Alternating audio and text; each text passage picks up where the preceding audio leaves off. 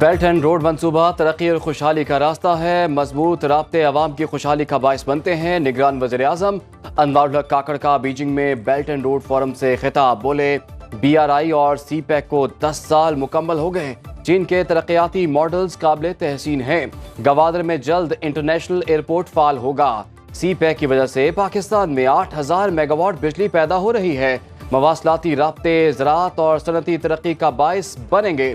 افتتاحی اجلاس سے چینی صدر شی جن پنگ کا خطاب، کہا ترقی پذیر ممالک کے لیے نئی اقتصادی راہداریوں کا قیام ترجیح ہے، روشن مستقبل کے لیے ہمیں مل کر چیلنجز کا سامنا کرنا ہوگا۔ روسی صدر پوٹن کا کہنا تھا کہ روس اور چین پائیدار ترقی کے حصول کے لیے کام کر رہے ہیں، اقتصادی ڈھانچے کو جدید اور وسیع کیا جا رہا ہے۔ اسرائیل بربریت اور سفاکیت پر اتر آیا، غزہ کے اسپتال پر وحشیانہ بمباری، 500 سے زائد فلسطینی شہید۔ وزارت صحت کے مطابق مرنے والوں میں طبی عملہ، مریض اور اسپتال میں پناہ لینے والے عام لوگ شامل ہیں۔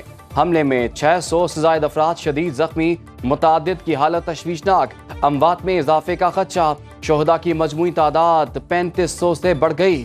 فلسطینی صدر کا ملک میں 3 روزہ سوگ کا اعلان، سیکریٹری جنرل اینٹونیو گوتریز اسپتال پر حملے سے دہشت زدہ، کہا سینکڑوں فلسطینیوں کی اموات سے بہت خوف زدہ ہوں، میرا دل متاثرین کے اہل خانہ کے ساتھ ہے۔ حماس کے سربراہ اسماعیل ہانیہ کہتے ہیں کہ اسپتال پر حملہ امریکی آشرباد سے کیا گیا، ذمہ داری امریکہ پر عائد ہوتی ہے، دنیا نے اسرائیلی بربریت کا چہرہ دیکھ لیا، تمام فلسطینی اسرائیلی جارحیت کے خلاف متحد ہو جائیں، عرب دنیا اور مسلم ممالک اسرائیلی مظالم کے خلاف احتجاج کریں۔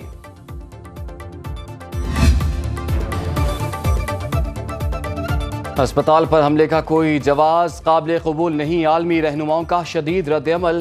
کینیڈین وزیر اعظم جسٹن ٹروڈو کہتے ہیں الاہلی عرب اسپتال میں جو ہوا خوفناک اور ناقابل قبول ہے۔ مصری وزارت خارجہ کا کہنا ہے کہ شہریوں پر جان بوجھ کر حملہ کرنا بنیادی انسانی اقدار کی خلاف ورزی ہے۔ سعودی عرب، ترکی، ایران، قطر، اردن اور فرانس کی بھی مذمت۔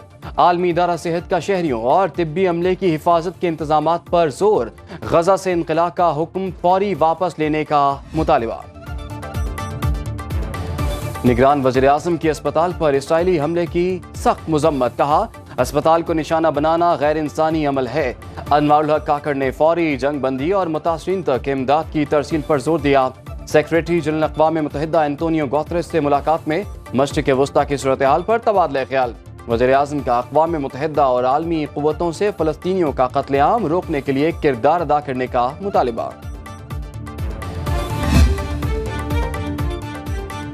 اسپتال پر حملہ گھناؤنا عمل اور بین الاقوامی قوانین کی خلاف ورزی ہے، ایسے عمل کا دفاع ممکن نہیں۔ نگران وزیر خارجہ جلیل عباس جیلانی کا رد عمل، کہا معصوم بچوں، خواتین، طبی عملے اور پناہ لیے ہوئے بے گھر شہریوں کو نشانہ بنایا گیا۔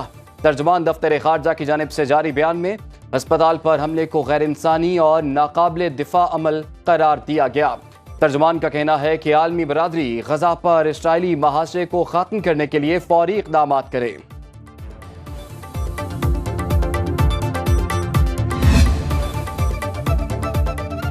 اسرائیل کی غزہ میں اسپتال پر بمباری، روس اور متحدہ عرب امارات کا سلامتی کونسل کا ہنگامی اجلاس آج ہی بلانے کا مطالبہ۔ صورتحال پر غور کے لیے OIC وزرائے خارجہ کا ہنگامی اجلاس آج جدہ میں ہو رہا ہے۔ نگران وزیر خارجہ جلیل عباس جیلانی بھی پہنچ گئے۔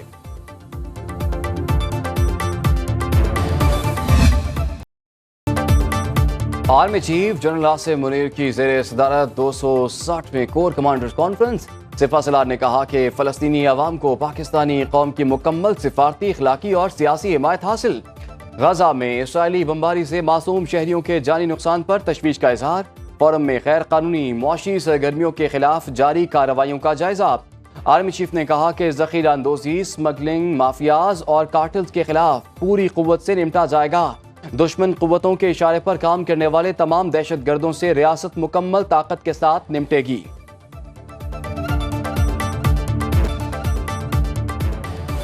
مشرق وسطیٰ میں جنگ کے اثرات سامنے آ گئے، عالمی مارکیٹ میں خام تیل مہنگا، 1 بیرل خام تیل $1.75 مہنگا ہو گیا، قیمت $91.65 فی بیرل تک جا پہنچی۔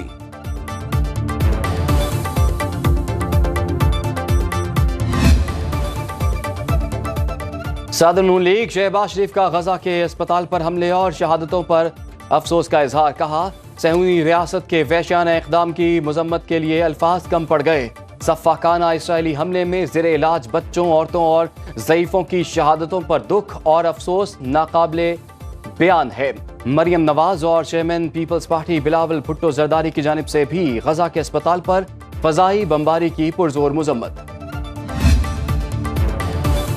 غزہ کے اسپتال پر وحشیانہ بمباری. نون لیگ نے نواز شریف کی آمد پر نئے ترانے کے اجراء کی تقریب منسوخ کر دی. تقریب آج لاہور میں منعقد ہونا تھی. شہباز شریف نے پارٹی ترانہ جاری کرنا تھا. صدر نون لیگ کی ہدایت پر فلسطینیوں سے اظہار یکجہتی اور بے گناہوں کی شہادت کے باعث تقریب منسوخ کی گئی.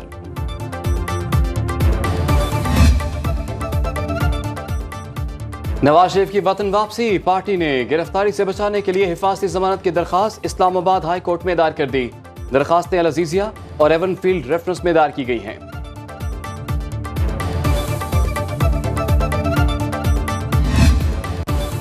چیئرمین پی ٹی آئی کے لیے ریلیف. عدالت نے فون پر بچوں سے بات کرنے کی درخواست منظور کر لی. خصوصی عدالت کے جج ابو الحسنات ذوالقرنین نے سماعت کی. تحریری فیصلے کے مطابق درخواست گزار کی فیملی کے تحفظات اور ملزم کے آئینی حقوق کو نظر انداز نہیں کیا جا سکتا. جیل سپرنٹینڈنٹ کو چیئرمین پی ٹی آئی سے ان کے بیٹوں سے بات کروانے کی ہدایت کی جاتی ہے.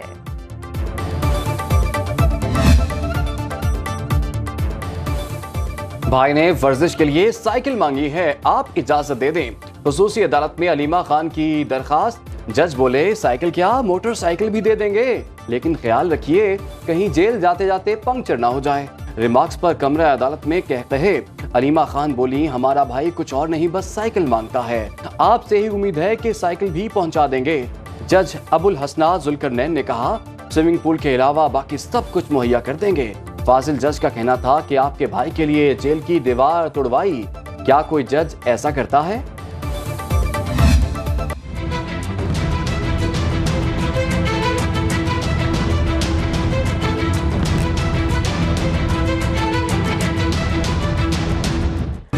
امریکی کرنسی کو ایک بار پھر ایڈوانس گیئر لگ گیا. انٹر بینک میں ڈالر 3 روپے مہنگا، قیمت 281 روپے پر پہنچ گئی.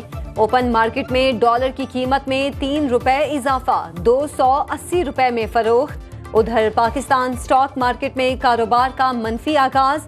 100 انڈیکس کی 17 پوائنٹس کی کمی کے ساتھ 49,513 کی سطح پر ٹریڈنگ.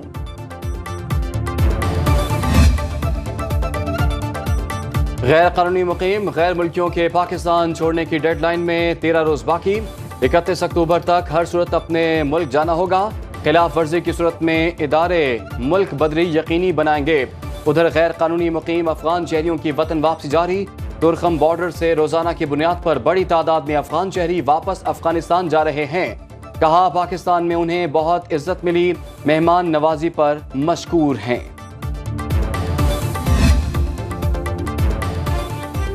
پینشن رولز میں ترمیم اور اسکولوں کی نجکاری. پنجاب میں اساتذہ کا احتجاج 6 روز بھی جاری. آج بھی درسگاہوں کی تالہ بندی اور کلاسز کا بائیکاٹ. اسکول آنے والے بچوں کو واپس بھیج دیا گیا. والدین پریشان. اساتذہ نے احتجاج تک اسکولوں میں اینٹی ڈینگی سرگرمیاں بھی روک دی. مطالبات تسلیم کیے جانے تک احتجاج جاری رکھنے کا اعلان. آٹے کی قیمتوں میں کمی. پاکستان فلاور ملز ایسوسی ایشن کا 20 کلو کے تھیلے کی قیمت میں 15 روپے کمی کا اعلان. فیصلہ نگران وزیر اعلیٰ سے مل مالکان کی ملاقات کے بعد کیا گیا. مستقبل میں آٹے کی قیمتوں میں مزید کمی کا امکان. پیٹرول اور ڈیزل کی قیمتوں میں کمی کے باعث اشیاء خورونوش بھی سستی ہو گئیں. فیصل آباد میں چاول کی قیمت 350 سے کم ہو کر 300 روپے ہو گئی. مختلف برانڈز کے گھی اور کوکنگ آئل کی قیمت میں بھی کمی. مودی کے بھارت میں بھوک اور افلاس کے ڈیرے. گلوبل ہنگر انڈیکس رپورٹ نے مودی کے نام نہاد دعووں کا بھانڈا پھوڑ دیا. ہندوستان کو بھوک کی عالمی فہرست میں 125 ممالک میں 111ویں نمبر پر رکھا گیا. بھارت 40 ممالک کے اس گروپ میں کھڑا ہے جہاں عالمی سطح پر بھوک کو سنگین قرار دیا گیا ہے. پاکستان کا ابابیل ویپن سسٹم کا کامیاب تجربہ۔ ISPR کے مطابق آزمائشی تجربے کا مقصد ڈیزائن، تکنیکی پیرامیٹرز اور ہتھیاروں کے نظام کی کارکردگی کا جائزہ لینا تھا۔ میزائل سسٹم کا مقصد دفاعی نظام کو مضبوط بنانا ہے۔ صدر، نگران وزیر اعظم اور chairman joint chiefs of staff committee general Sahir Shamshad Mirza کی کامیاب تجربے پر انجینئرز اور سائنسدانوں کو مبارکباد۔